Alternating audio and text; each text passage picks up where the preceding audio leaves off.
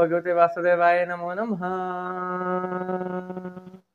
72वां अध्याय, पांडवों के राजसूय यज्ञ का यजन और जरासंध का उद्धार। सुखदेव जी कहते हैं कि महाराज युधिष्ठिर ने एक सभा बुलाई। उस सभा में कुल के बड़े बूढ़े, उनके भाई आदि यह सभी थे श्री कृष्ण के साथ।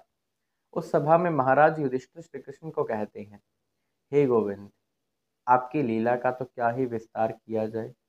आपके गुण, आपकी लीला, आपके कर्म महान हैं, यह अनंत हैं। इन सभी के गुणों का एक साथ विस्तार करना असंभव है। मैं आपके लिए राजसूय यज्ञ और आपके जो विभूति स्वरूप देवता हैं उनके लिए राजसूय यज्ञ का यजन करना चाहता हूँ। प्रभु, जो आपकी चरण कमलों की रज का सेवन करते हैं, जो आपके चरणों की शरण ग्रहण करते हैं, उनके लिए मुक्ति भी है, उनके लिए इस संसार के विषय भोग भी है। और जो आपकी शरण ग्रहण नहीं करते, उनके लिए ना तो ये विषय भोग हैं और ना उसके बाद उन्हें मुक्ति मिलती है।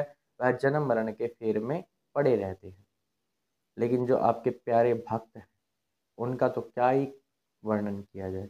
वह तो आपसे मुक्ति भी नहीं मांगते, और बात रही विषय और भोगों की, वो तो उनके लिए तुच्छ है, वो भी नहीं चाहते। वो तो केवल चाहते हैं आपके चरणों की सेवा। भगवान श्री कृष्ण कहते हैं कि यह जो राजसूय यज्ञ होगा, यह आपकी मंगलमय कीर्ति का विस्तार करेगा। इस राजसूय यज्ञ के लिए बहुत सी सामग्री और बहुत सा धन एकत्रित करना होगा, और पूरी पृथ्वी के नरपतियों को जीतना पड़ेगा। क्योंकि जैसा कि उद्धव जी ने भी पहले बताया था कि राजसूय यज्ञ का आयोजन वही कर सकता है जो कि 10 दिशाओं को जीत सके। तो भगवान श्री कृष्ण इस प्रकार कहते हैं कि आपकी मंगलमय कीर्ति का इससे विस्तार भी होगा। और जैसा कि भगवान श्री कृष्ण की शक्ति अब पांडवों के साथ है, तो राजा युधिष्ठिर अब पांडवों को अलग अलग दिशाओं में भेज देते हैं।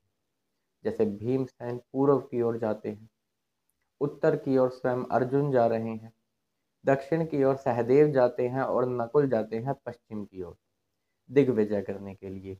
यह सभी बहुत सा धन एकत्रित करके महाराज युधिष्ठिर को ला कर देते हैं। इसके बाद भगवान श्री कृष्ण उद्धव जी की जो बात थी वह सभी पांचों पांडवों को कह सुनाते हैं कि इस प्रकार से हमें करना है कि भीमसेन, अर्जुन और मैं, यानी कि जो श्री कृष्ण है वह कह रहे हैं मैं, हम ब्राह्मण का वेश बनाकर जाएंगे, क्योंकि जरासंध का वध होना बहुत ही जरूरी था। यहाँ जरासंध ने बहुत ही आतंक कर रखा था और बहुत से राजाओं को कैद कर रखा था। उनकी मुक्ति अति आवश्यक थी। तो इस प्रकार वह कहते हैं और वो चल पड़ते हैं अब ब्राह्मण का वेश बना के जरासंध के पास। जरासंध जैसा भी था, लेकिन था तो ब्राह्मण भक्त। ब्राह्मणों को कभी किसी चीज के लिए उसने मना नहीं करी। वह हमेशा तैयार रहता था। उसके भी अपना दिनचर्या थी, उसके भी अपना कर्म थे, जो कि वह पूरी निष्ठा के साथ निभाया करता था। तो उसी समय जब वह तीनों ब्राह्मण का वेश बनाकर वहां पर पहुंच जाते हैं, तो जरासंध उनको देखकर कुछ तो मन में सोच रहे हैं। क्योंकि जब वह उन्हें बोलते हैं कि हम ब्राह्मण हैं, हम आपके द्वार पे आए हैं, यदि हम आपसे कुछ मांगे तो आप हमें मना तो नहीं करेंगे। यह जो शरीर है, यह जो नाशवान शरीर है, इसको यश की प्राप्ति करनी भी बहुत जरूरी होती है। यदि यश की प्राप्ति ना की जाए इस नाशवान शरीर के जरिए, तो यह निंदा का ही पात्र है। इस प्रकार कहते हुए वह जरासंध को कहते हैं, यदि हम आपसे कुछ मांगे तो आप हमें मना तो नहीं करेंगे। जरासंध जब उनकी आवाज सुनते हैं, उनकी वेशभूषा देखते हैं, तो देखकर तो यही समझते हैं कि हाँ है तो ब्राह्मण, पर कहते हैं ब्राह्मण लग तो नहीं रहे, और इनकी तो आवाज भी जानी पहचानी सी लग रही है। लेकिन पहचान नहीं पाते कौन है। लेकिन इतना जरूर जान जाते हैं यह ब्राह्मण नहीं है, यह तो अक्षत्रिय लग रहे हैं। जरासंध इनको फिर भी सोचते हुए यही कहते हैं कि चलो यह क्षत्रिय ही सही, वेश बदलकर ब्राह्मण के रूप में यहाँ मुझसे कुछ मांगने आए हैं, तो मैं इन्हें मना नहीं करूंगा।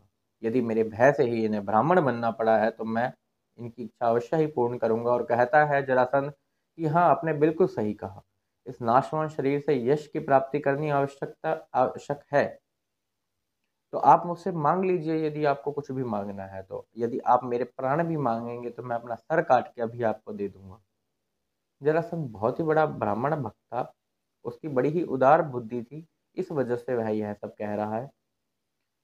अब वह अपना सच बता देते हैं, भेद बता देते हैं तीनों, भीमसेन, अर्जुन और श्री कृष्ण, कि हम जो हैं अर्जुन हैं, मैं भीमसेन हूँ और ये स्वयं श्री कृष्ण हैं।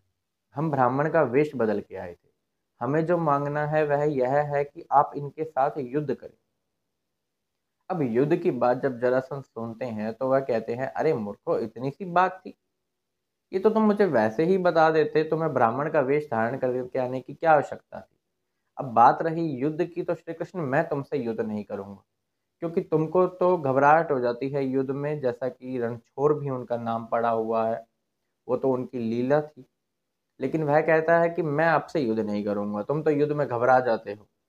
और फिर अर्जुन को कहता है कि तुम मुझसे अवस्था में छोटे हो, इसलिए मैं तुमसे भी युद्ध नहीं करूंगा, तुम भी कौन से योद्धा हो। हाँ, भीमसेन मुझे मेरी बराबरी का लगता है, मैं भीमसेन से युद्ध करना पसंद करूंगा। अब जैसा कि उद्धव जी ने सलाह दी थी, उसी के ऊपर वह ब्राह्मण का वेश धारण करके गए थे। अब जरासंध के वध की तैयारी हो रही है और भीमसेन और जरासंध के हाथ में एक एक गदा पकड़ा दी जाती है युद्ध के लिए। युद्ध करने के लिए दोनों तैयार, अलग अलग प्रयत्न कर रहे हैं, अलग अलग तरीके अपना रहे हैं कि एक दूसरे को क्षति पहुंचा सके। जब गदा उनकी आपस में टकराती, ऐसा लगता है वैसे बिजली कड़क रही हो। एक समय तो ऐसा आया कि गदा ही चूर चूर हो गई उनके युद्ध से। यह युद्ध कुल 27 दिनों तक चलता रहा। अब गदा तो नष्ट हो गई थी, फिर अपने बाहुबल से वह लड़ने लगे, कभी एक दूसरे को घूंसे मारते, कभी हाथों से हाथ मिलाकर लड़ते। और यह भी देखा गया कि रात्रि होने पर वह मित्र की तरह बैठकर बातचीत भी करते, लेकिन सुबह होती और फिर एक दूसरे को छूट कर पड़ते। इस प्रकार 28वें दिन भीमसेन अपने ममेरे भाई श्री कृष्ण से कहते हैं कि मैं जरासंध को नहीं हरा पाऊंगा। भगवान श्री कृष्ण सर्वशक्तिशाली हैं और वह सब कुछ जानते भी हैं। वह यह जानते थे कि जरा नाम की एक राक्षसनी थी। उसने जरासंध के दो टुकड़े थे, शरीर था उसका जो, उन दोनों भागों को जोड़ रखा था।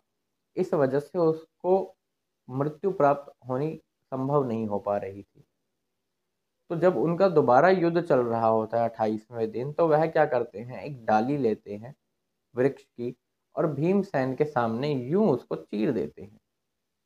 और जब वह चीरते हैं तो भीमसेन समझ जाता है कि यह मेरे लिए इशारा है कि इसके शरीर के दो भाग करने हैं। वह उसके एक पाँव को नीचे रखता है और अपना पाँव उसके ऊपर रख देता है।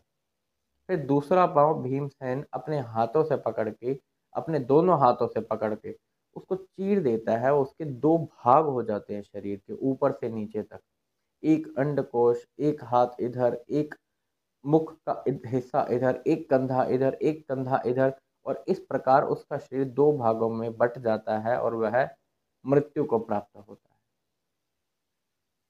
अब जो जरासंध मगध देश का राजा था, वहां का राजा बनाया जाता है उन्हीं के पुत्र, जरासंध के पुत्र सहदेव को।